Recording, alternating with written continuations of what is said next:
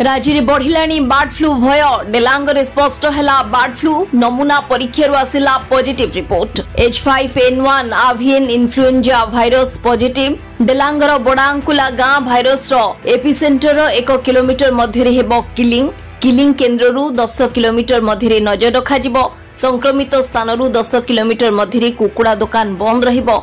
सूचना अनुसार 2 दिन तले जनस्वास्थ्य निर्देशक कहिथिले जे डेलांग अंचल में प्राय 3000 कुकुड़ा मरीछंती। वेटनरी विभाग नमूना संग्रह करिछि। जनस्वास्थ्य टीम डेलांग रे बुलुछंती।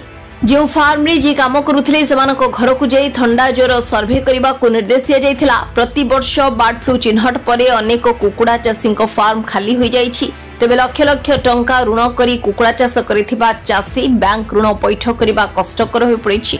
पुणी ऋण करी चाष करबा कथा भाबिले भी डर लागुछि।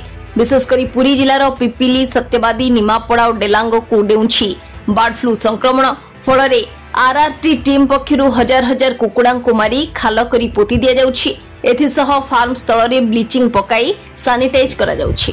Bureau report RCN Odia.